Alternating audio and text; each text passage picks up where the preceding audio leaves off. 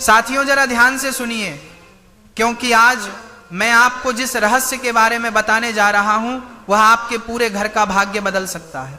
क्या आपको कभी कभी ऐसा लगता है कि आप जिस चीज को हाथ लगाते हैं वो मिट्टी बन जाती है? मेहनत तो आप गधे की तरह करते हैं लेकिन फल आपको रत्ती भर भी नहीं मिलता।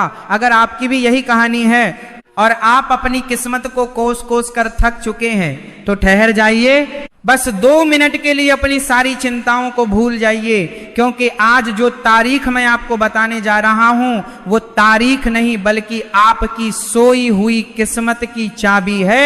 29 जनवरी 2026। जी हाँ, ये वो दिन है जब ब्रह्मा जी ने खुद किस्मत लिखने वाली कलम को दोबारा स्याही में डुबोया था। ये वो दिन है जब अगर आपने चुपके से बिना किसी को बताए गौ माता को एक खास चीज खिला दी तो यकीन मानिए अगले 24 घंटों में आप वो चमत्कार देखेंगे जिसकी कल्पना आपने सपने में भी नहीं की होगी। दोस्तों, आज हम बात करने जा रहे हैं उस दिव्य और चमत्कारी दिन के बारे में जिसका इंतजार न केवल मनुष्य बल्कि देवता भी करते हैं। 29 जनवरी 2026। दोस्तों, यह तारीख अपने मन मस्तिष्क में बैठा लीजिए, क्योंकि यह दिन आपके जीवन में वो बदलाव ला सकता है जिसके सपने आप पिछले कई वर्षों से देख रहे हैं। आज हम बात करेंगे जया एकादशी की, एक ऐसी एकादशी जो न केवल पापों का नाश करती है बल्कि अगर इस दिन गौ माता को यानी हमारी प्यारी गाय को एक विशेष चीज खिला दी जाए तो मनुष्य की किस्मत पलटने में देर नहीं लगती। दोस्तों, शास्त्रों में कहा गया है कि जया एकादशी के दिन किया गया छोटा सा भी उपाय सीधा भगवान विष्णु के चरणों तक पहुंचता है। लेकिन समस्या यह है कि हम में से अधिकतर लोग सही विधि और सही समय नहीं जानते। लोग वीडियो को आधा अधूरा देखते हैं, बीच में छोड़कर चले जाते हैं और फिर कहते हैं कि हमें फल नहीं मिला। इसलिए मेरी आपसे हाथ जोड़कर विनती है कि आज इस वीडियो को पूरा देखिएगा। एक एक शब्द में एक रहस्य छिपा है। अगर आपने एक भी सेकंड स्किप किया तो हो सकता है आप वो मुख्य बात मिस कर दें। इस वीडियो को मैं जो आपकी परेशानियों का हल बन सकती थी। तो आइए बिना देर किए शुरू करते हैं और जानते हैं कि आखिर 29 जनवरी को ऐसा क्या होने वाला है और आपको क्या करना है। सबसे पहले तो यह समझ लीजिए कि 29 जनवरी 2026 को पड़ने वाली यह जया एकादशी इतनी खास क्यों है। दोस्तों, हिंदू धर्म में साल में 24 एकादशियां होती हैं, लेकिन माघ महीने के शुक्ल पक्ष की जया एकादशी का महत्व सबसे अलग है। इसे जया इसलिए कहा जाता है क्योंकि यह जीव को हर काम में विजय दिलाती है, चाहे वो मुकदमा हो, कर्ज की समस्या हो, नौकरी की परेशानी हो या फिर घर में कलह क्लेश हो। इस एकादशी का व्रत और इस दिन किया गया गौ माता का सेवन आपको हर क्षेत्र में जीत दिलाता है। लेकिन क्या आप जानते हैं कि इस एकादशी की शुरुआत कैसे हुई? इसके पीछे एक बहुत ही हैरान करने वाली और दिलचस्प कथा है जो आपको सुननी ही चाहिए ताकि आप समझ सकें कि इस दिन का प्रभाव कितना गहरा है। प्राचीन काल की बात है, स्वर्गलोक में देवराज इंद्र का दरबार लगा हुआ था। वहां चारों तरफ खुशियां थी, गंधर्व गाना गा रहे थे और अप्सराएं नृत्य कर रही थी। उस दरबार में माल्यवान नाम का एक बहुत ही सुंदर गंधर्व था और पुष्पवती नाम की एक अत्यंत रूपवती अप्सरा थी। दोनों ही अपनी कला में निपुण थे। लेकिन कहते हैं ना कि प्रेम और मोह किसी को भी अपने कर्तव्य से भटका सकता है। ऐसा ही कुछ वहां हुआ। जब माल्यवान और पुष्पवती एक दूसरे के सामने आए तो वो एक दूसरे के प्रेम में इतना खो गए कि उन्हें यह भी होश नहीं रहा कि वो देवराज इंद्र के सामने हैं। उनका सुर ताल बिगड़ गया, उनके नृत्य में गलतियां होने लगी, वो मर्यादा भूल गए। यह देखकर देवराज इंद्र को बहुत क्रोध आया। उन्हें लगा कि यह मेरा अपमान है।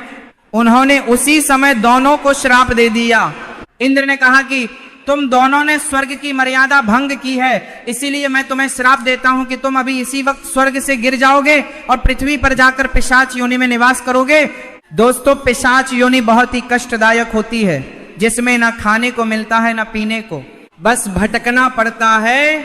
श्राप मिलते ही दोनों वहां से नीचे गिर गए और हिमालय पर जाकर गिरे। वहां ठंड इतनी ज्यादा थी कि हड्डियां कांप जाएं। वो दोनों पिशाच बन चुके थे, उनका रूप बदल चुका था। वो भूख और प्यास से तड़प रहे थे, लेकिन उन्हें कुछ मिल नहीं रहा था। वो दिन माघ महीने की शुक्ल पक्ष की एकादशी का दिन था। संयोग देखिए कि उस दिन उन दोनों ने सुबह से कुछ नहीं खाया था, ना ही पानी पिया था, क्योंकि वहां कुछ था ही नहीं। ठंड के मारे वो पूरी रात जागते रहे, भगवान को याद करते रहे और अपने किए पर पछतावा करते रहे। उन्होंने जाने अनजाने में जया एकादशी का व्रत रख लिया था और पूरी रात जागरण भी कर लिया था। सुबह होते ही चमत्कार हुआ, भगवान विष्णु उनके पछतावे और अनजाने में किए गए व्रत से प्रसन्न हो गए। उन्होंने अपनी शक्ति से दोनों को वापस उनका सुंदर रूप लौटा दिया और उन्हें पिशाच योनि से मुक्ति मिल गई। जब वो वापस स्वर्ग पहुंचे तो देवराज इंद्र भी हैरान रह गए। उन्होंने पूछा कि ये कैसे संभव हुआ। तब माल्यवान ने बताया कि ये सब जया एकादशी के व्रत का प्रभाव है। दोस्तों, जब बिना सोचे समझे, बिना किसी तैयारी के किए गए व्रत से पिशाच योनि छूट सकती है, तो जरा सोचिए, अगर आप पूरे विधि विधान और श्रद्धा के साथ 29 जनवरी 2026 को यह व्रत रखेंगे और गौ माता की सेवा करेंगे, तो आपके जीवन के दुख क्यों नहीं दूर होंगे। यह कथा हमें बताती है कि इस दिन की ऊर्जा कितनी सकारात्मक होती है। अब बात करते हैं सबसे महत्वपूर्ण विषय पर। गौ माता, गाय हमारे सनातन धर्म में सिर्फ एक पशु नहीं है, वो साक्षात देवताओं का मंदिर है। कहा जाता है कि गाय के शरीर में 33 कोटि देवी देवता निवास करते हैं। गाय की पूंछ में हनुमान जी, खुरों में नाग देवता, गोबर में लक्ष्मी जी और मूत्र में गंगा जी का वास माना गया है। जया एकादशी के दिन अगर आप गौ माता को वो एक चीज खिला देते हैं जो मैं अब आपको बताने जा रहा हूं, तो समझिए आपने 33 कोटि देवताओं को भोग लगा दिया। आपकी किस्मत को सोना बनने से कोई नहीं रोक सकता। तो दोस्तों, 29 जनवरी की सुबह आपको क्या करना है, ध्यान से सुनिए। इस दिन सुबह जल्दी उठें। ब्रह्म मुहूर्त में उठना सबसे अच्छा होता है। अगर गंगा जल हो तो नहाने के पानी में थोड़ा सा गंगा जल मिला लें, इससे आपका शरीर और आत्मा दोनों शुद्ध हो जाएंगे। स्नान करने के बाद साफ कपड़े पहने, हो सके तो पीले रंग के वस्त्र धारण करें, क्योंकि भगवान विष्णु को पीला रंग अति प्रिय है। इसके बाद अपने घर के मंदिर में दीपक जलाएं और भगवान विष्णु और माता लक्ष्मी का ध्यान करें। ओम नमो भगवते वासुदेवाय, इस मंत्र का 108 बार जाप करें। ये तो हुई पूजा की बात।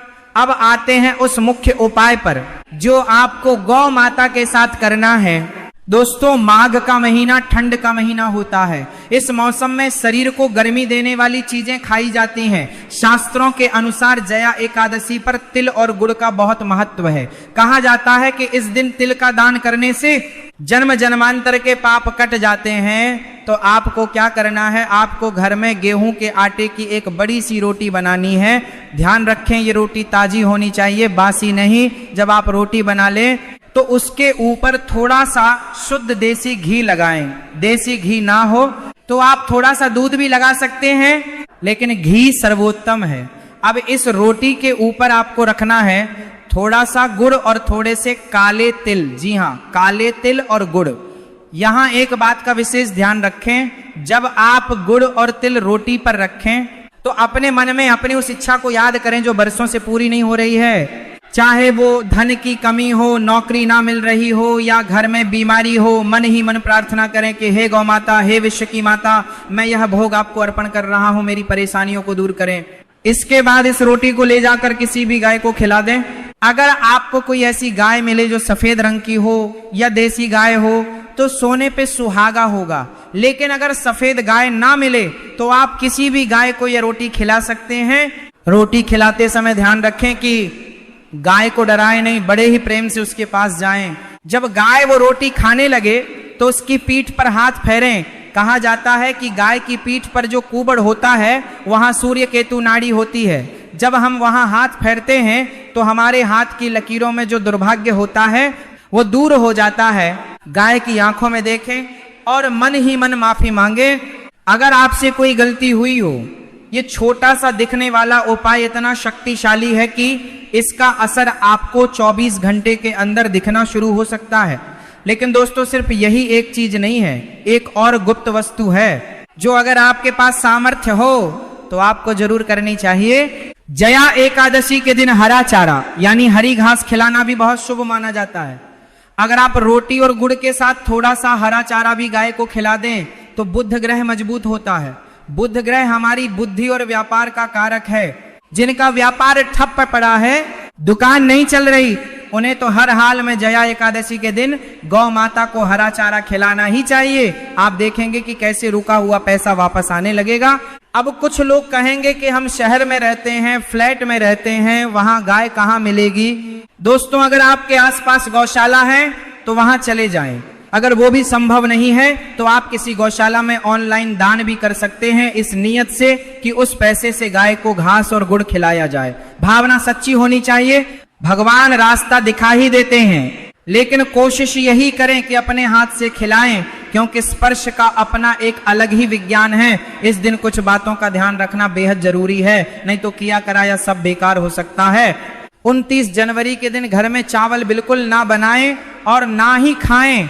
एकादशी के दिन चावल खाना मांस खाने के बराबर माना गया है। इस दिन किसी की निंदा या बुराई ना करें, गुस्सा ना करें, अपने बड़े बुजुर्गों का अपमान ना करें। अगर आप व्रत रख सकते हैं तो बहुत अच्छी बात है, अगर नहीं रख सकते तो कम से कम सात्विक भोजन करें, प्याज लहसुन का प्रयोग भूल कर भी ना करें। दोस्तों, कई बार हम सोचते हैं कि बस एक रोटी खिलाने से क्या होगा, हम तो इतनी मेहनत करते हैं फिर भी सफल नहीं होते।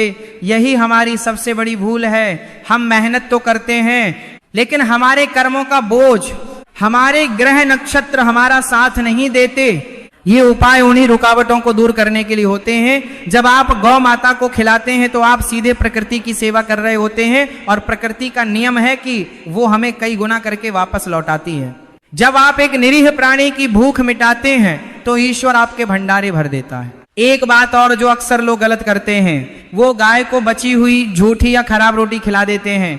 ऐसा पाप भूल कर भी मत करना दोस्तों। जया एकादशी का दिन पवित्र दिन है। इस दिन सिर्फ ताजी और साफ सुथरी चीज ही खिलानी चाहिए। अगर आप खराब खाना खिलाएंगे तो पुण्य की जगह पाप के भागी बन जाएंगे। इसलिए मैंने कहा था कि वीडियो को ध्यान से सुनना बहुत जरूरी है। छोटी छोटी गलतियां ही हमारे बड़े बड़े कामों को बिगाड़ देती हैं। जया एकादशी के दिन एक विशेष मंत्र का जाप भी आप चलते फिरते कर सकते हैं। वो मंत्र है ओम गोविंदाय नमः। इस मंत्र में अद्भुत शक्ति है। जब आप गाय को रोटी खिला रहे हो तब भी इस मंत्र का मन ही मन उच्चारण करते रहें, इससे उस भोजन की ऊर्जा और बढ़ जाएगी।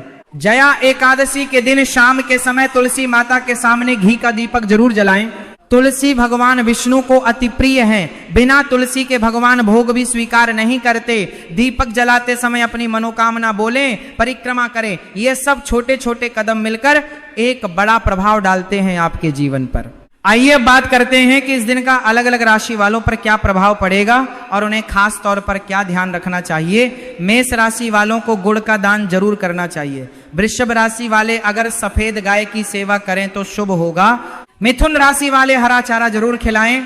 कर्क राशि वाले गाय को पानी पिलाना ना भूलें। सिंह राशि वाले गेहूं की रोटी पर थोड़ा सा शहद लगाकर खिला सकते हैं। कन्या राशि वालों को भी हरे चारे का दान करना चाहिए।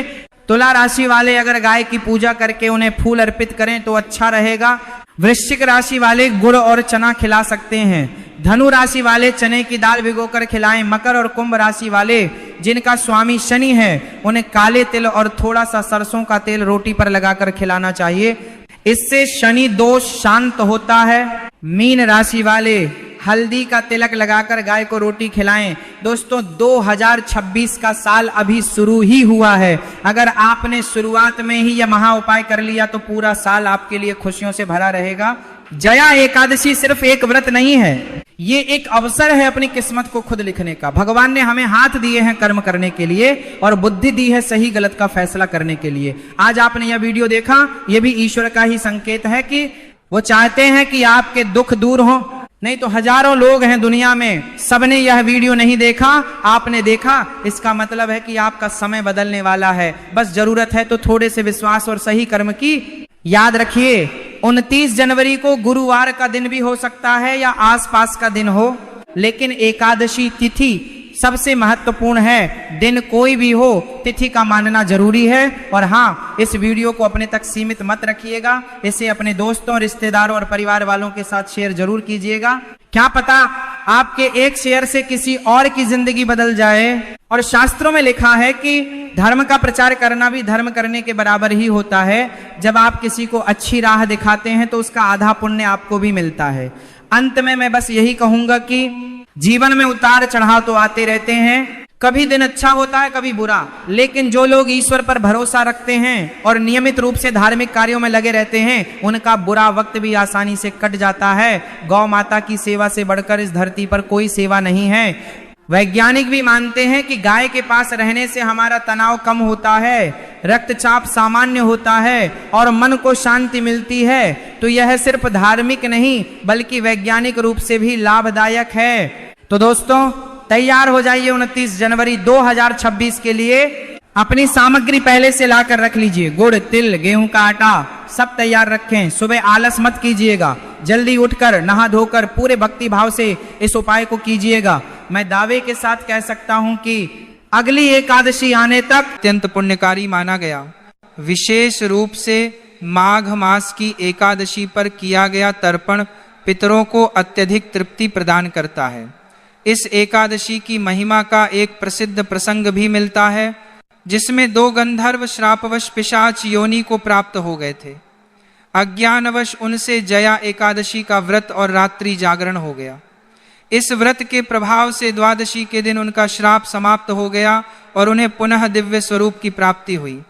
इससे यह स्पष्ट होता है कि जब अनजाने में किए गए व्रत से इतना बड़ा फल प्राप्त हो सकता है, तो जो व्यक्ति श्रद्धा और संकल्प के साथ इस व्रत को करता है, उसके पुण्य का अनुमान लगाना भी कठिन है। अब प्रश्न उठता है कि इस व्रत को कैसे किया जाए। शास्त्रों के अनुसार जया एकादशी के व्रत की तैयारी दशमी तिथि से ही आरंभ हो जाती है। दशमी के दिन से ही साधक को अपने आहार विहार और आचरण को शुद्ध करना चाहिए। इस दिन से मांस, मदिरा और तामसिक भोजन का पूर्ण त्याग कर देना चाहिए तथा मन, वाणी और कर्म से संयम धारण करना चाहिए। दशमी की रात्रि से ही भगवान विष्णु का स्मरण करते हुए व्रत का संकल्प लेना श्रेष्ठ माना गया है। इस व्रत को शास्त्रीय विधि और पूर्ण नियमों के साथ करना चाहिए। जो साधक श्रद्धा पूर्वक नियमों का पालन करते हुए इस व्रत को आरंभ करता है और विधि विधान से इसका समापन करता है, उसकी मनोकामनाएं अवश्य पूर्ण होती हैं। जया एकादशी के दिन पितरों के लिए तर्पण करना विशेष रूप से फलदायी बताया गया है। वैसे तो प्रत्येक एकादशी पर पितृ तर्पण का महत्व है, लेकिन माघ मास में वह भी एकादशी के दिन तिल मिश्रित जल से किया गया तर्पण पितरों को अत्यंत संतोष प्रदान करता है। आगे हम यह भी जानेंगे कि पितृ तर्पण किस विधि से करना चाहिए। भगवान श्री कृष्ण स्वयं इस एकादशी की महिमा बताते हुए कहते हैं कि जया एकादशी के पुण्य प्रभाव से माल्यवान नामक गंधर्व और गंधर्व कन्या पुष्पवती का उद्धार हुआ था। देवराज इंद्र के श्राप से वे दोनों पिशाच योनि को प्राप्त हुए और लंबे समय तक घोर कष्ट भोगते रहे। एक बार अज्ञानवश उनसे माघ शुक्ल जया एकादशी का व्रत हो गया और उसी रात्रि उनसे जागरण भी हो गया। इस व्रत के प्रभाव से जब अगले दिन द्वादशी का सूर्य उदित हुआ तो देवराज इंद्र का श्राप समाप्त हो गया और दोनों को पुनः अपना दिव्य गंधर्व स्वरूप प्राप्त हुआ। इस प्रकार यह एकादशी मनुष्य के अत्यंत भारी पापों का भी नाश करने वाली मानी गई है। जब अनजाने में किए गए व्रत से इतना महान फल प्राप्त हो सकता है, तो जो व्यक्ति संकल्प लेकर श्रद्धा से पूजन करता है, उसके पुण्य का वर्णन करना किसी के लिए भी संभव नहीं है। इस व्रत को शास्त्रीय विधि और